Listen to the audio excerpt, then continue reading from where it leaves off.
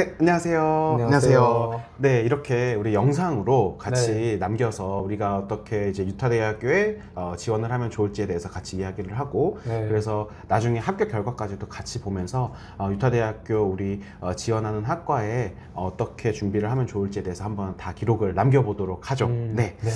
먼저 우리 동현 학생 자기소개 좀 부탁드려요. 전주에 있는 국제학교에 다니고 있는 한동현이라고 해요. 지금 현재 12학년이고요. 유타대학교에 들어가서 PD를 꿈꾸고 있어요. PD를 꿈꾸고 있다 보니까 아무래도 학과는 영화영상학과 맞으실까요? 네, 맞아요. 좋습니다. 우리 동현 학생 같은 경우에는 해외의 다양한 대학도 보실 수 있고 또한 국내 대학도 보실 수가 있는데 네. 지금 학교는 유타대학교만 보고 있는 건가요? 네. 왜요? 대학교를 찾아보다가 다른 학교도 봤지만 그래도 유타대학교에 딱 꽂힌 것 같아요. 네. 그 이유는 또 뭐가 있을까요? 이유는 또 제가 일단 PD를 꿈꾸고 있다 보니까 제가 유타대학교에 조사한 바로는 이제 픽셀이라는 회사를 만든 사람이 유타대학교를 나왔더라고요. 근데 그 회사가 또 유명하잖아요. 또 영화나 영상 쪽으로. 그래서 저 유타대학교를 나오면 저런 좀 PD나 영상 쪽이나 그런 쪽에서 좋은 이득을 볼 수 있겠다라는 생각이 들어서 유타대학교에 또 매우 들어가고 싶기도 해요. 좋습니다. 유타대학 같은 경우에는 이제 동시 합격이라고 표현을 해서 미국 네. 캠퍼스랑 한국에 있는 송도 캠퍼스랑 사실 합격이 같이 된다고 생각하면 돼요. 그래서 네. 이제 타 글로벌 캠퍼스 같은 경우에는 뭐 네. 3학년 때 미국을 가야 된다라든지 아니면 뭐 어떤 학과에 있어서는 2학년 때 가야 되고 이런 게 있는데 네. 유타는 언제든 가실 수 있고 그 다음에 본인이 마음 먹는다면 2년, 3년 이렇게도 계실 수 있다 보니까 여러 가지 옵션들을 생각해 보시면서 나한테 어떤 게 더 미래 PD가 되기 위해서 어떻게 학업 계획을 짜면 좋을지 이런 부분도 앞으로 더 이야기해봐도 좋을 것 같습니다. 유타대학교를 가기 위해서 현재 학업적으로 노력하고 있는 점이 어떤 게 있을까요? 학교에서? 학교에서는 제가 화요일, 목요일마다 액티비티를 하는데 일종의 동아리죠. 네네. 네, 제가 아무래도 PD를 꿈꾸고 있다 보니까 방송부를 들어갔어요. 네네네. 학교에는 작은 방송부인데 제가 저기서 한 1, 2년 정도 편집자로서 일하고 있고 제가 맡은 영상들을 한 10개, 12개 정도 편집을 했는데 지금까지 그 영상들 거의 다 유튜브에서 따라한 컨텐츠들이나 아니면 아침마다 안내 방송 그런 거를 편집하는 거를 제가 맡고 있고요. 다른 것들은 제가 학점 한 3.8 이상으로 유지 중이고 그리고 토플 시험을 최근에 봐서 네. 한 80점 이상, 85점 정도 맞았어요. 성적 책에 대해서 이 영상을 보고 있는 분들한테 디테일하게 좀 전달해주고 싶은 게 네. 예를 들어서 성적 체제가 한국은 등급대잖아요. 근데 네. 국제학교 같은 경우에는 등급대가 아니라 예를 들어서 이제 GPA라 그래가지고 이제 몇 점 만점에 몇 점 이런 식으로 나오는데 네. 동현 학생은 몇 점 만점에 몇 점이라고 이야기할 수 있나요? 4.0점 만점에서 3.8점. 그럼 거의 다 사실 A인 거죠. 네, 거의 다 그렇죠? A죠. 이 지금 현재 국제학교에는 몇 학년부터 몇 학년까지 쭉 계셨던 거예요, 그러면? 저는 8학년부터 12학년까지. 네. 그러니까 즉 8학년이라고 한다면 한국식으로는 중2에 해당이 될 거고 네. 그 다음에 이제 9학년이 이제 중3 그 다음에 10, 11, 12가 이제 고1, 고2, 고3 이렇게 해당이 되는 거죠. 네. 그러면은 이제 유타대학교 같은 경우에는 중학교 3학년까지 포함을 할 수 있으니까 네. 그러면 중3부터 고1 때까지 지금 평균이 거의 4.0 만점에 3.8 이렇게 3.7, 3.8 이럴 정도 되는 거죠. 네. 굉장히 학업적인 노력이 보이는 성적대네요. 그리고 네. 토플도 85점이면은 학교도 성실하게 다니고 또한 영어도 굉장히 잘하는 편이다. 준수한 영어 실력이다라고 이야기할 수 있겠네요. 학교 수업 같은 경우에 아무래도 국내 학교랑 조금 차이가 있을 것 같기는 해요. 지금 현재 고등학교가 네. 어떤 방식으로 이제 수업을 진행하고 있는지 이런 것 좀 얘기해 줄 수 있을까요? 우리 한국 고등학교와 많이 다른 게 국제학교는 이제 저희가 한국 대학교를 가면 이제 저희가 수업들을 고르고 참여하고 그러잖아요. 근데 국제학교는 9학년이나 그런 데 들어가면 저희가 이제 수업들을 골라요. 하고 싶은 수업들을. 근데 그 중에서도 물론 저희가 꼭 들어야 되는 클래스들이 있어요. 맨데토리 클래스라고 영어나 과학이나 수학이나 뭐 사회 이런 것들은 한국에서는 무조건 됐잖아요. 중요하다 생각하고. 그래서 이런 것들은 무조건 들어야 되고 나머지는 이제 elective 클래스라고 저희가 이제 선택할 수 있는데 예를 들어 제가 PD가 되고 싶잖아요.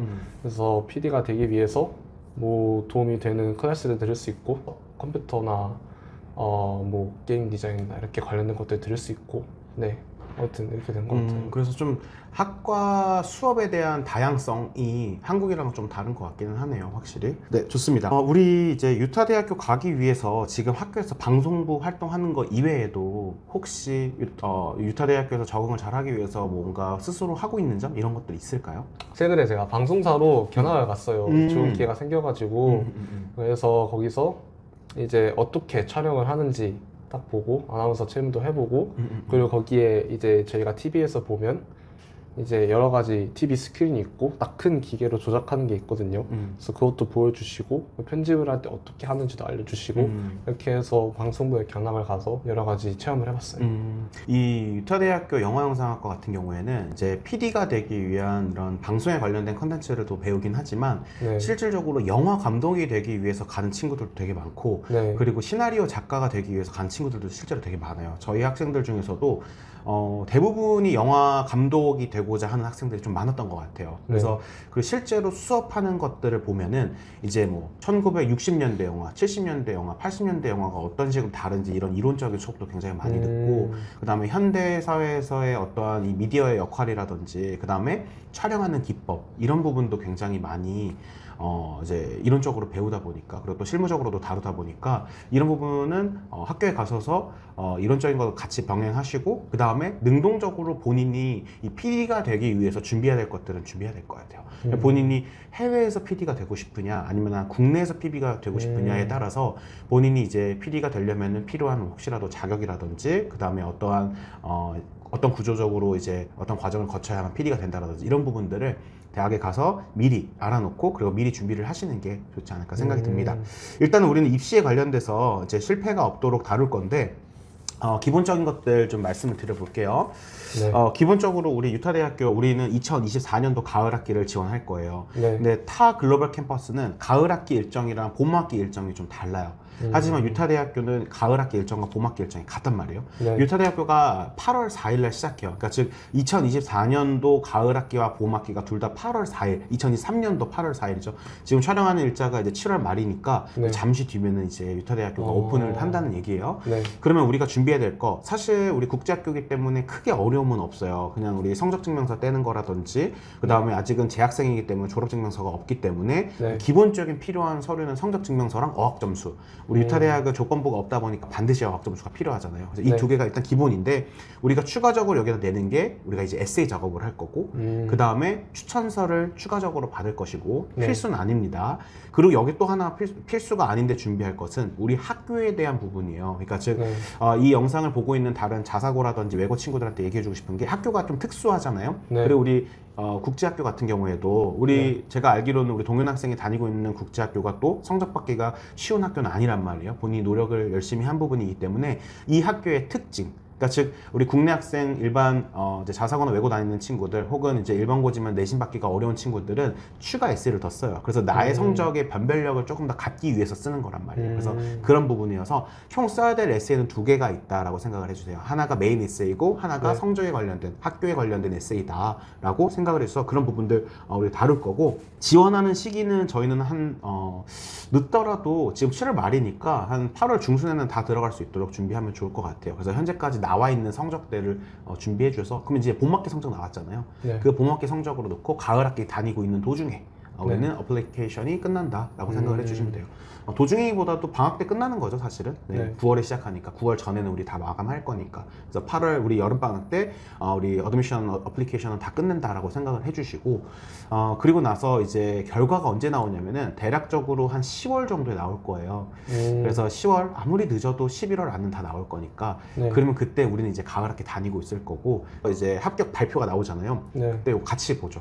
네, 그래서 이제 저희가 공용 이메일을 만들어 가지고 저희가 이메일로 이제 합격 이제 그 결과 발표 이메일을 이제 받게 되는데 그거 안 열어보고 있을게요. 그래서 우리가 같이 만나서 그 결과 발표 같이 보고 그때 이제 추가적으로 이제 합격을 하였으니 어떤 부분들을 준비하면 좋겠습니다라고 이렇게 설명을 드리고. 떨어뜨리지 않도록 제가 꼼꼼하게 옆에서 잘 봐드리도록 할게요. 네, 이변이 없어야 될 겁니다. 네, 그래서 그러지 않도록 잘 준비를 해보도록 하겠습니다.